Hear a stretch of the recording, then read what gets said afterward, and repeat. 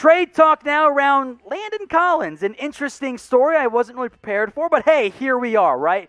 So Bleacher Report suggested one player on each NFL team that team should try to trade away. And their name was Landon Collins. And I do get it. Amid the whispers, I'll call it, that he could move to linebacker, which Collins himself shut down pretty quickly.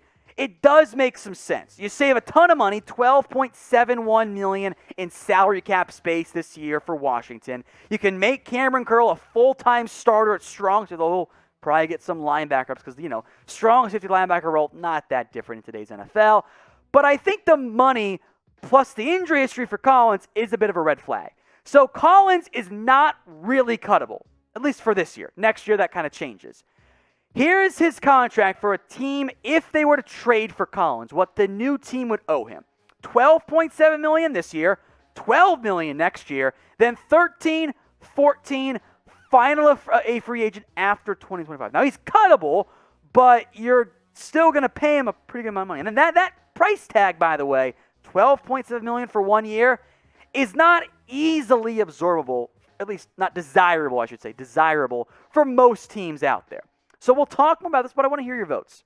What is the percent chance that the Washington football team says, you know what, we're going to trade Landon Collins? Get your votes in for me in the comment section. The percent chance that Washington says, you know what, goodbye Landon. Get your votes in right now.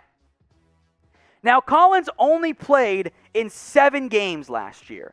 And I think with the benefit of hindsight, that deal does look like a little bit of an overpay. Like, I think that is the reality here for Washington, that they probably paid a little bit too much.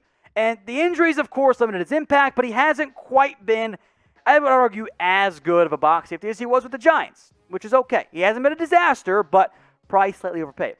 Now, for Washington, they're in a pretty unique spot. The injury to Landon Collins opened up the door for Kamren Curl, who we'll get more in depth to here in just a second. At free safety, it's probably Bobby McCain. Maybe Troy Apke ends up not sucking. We'll see. They drafted Derek Forrest in the 5th round out of Cincinnati. They got Jeremy Reeves and DeShazier Everett. If you were to trade Collins, it does leave you thinner at that position. However, it also guarantees more playing time for someone that has proved he's worthy of more playing time.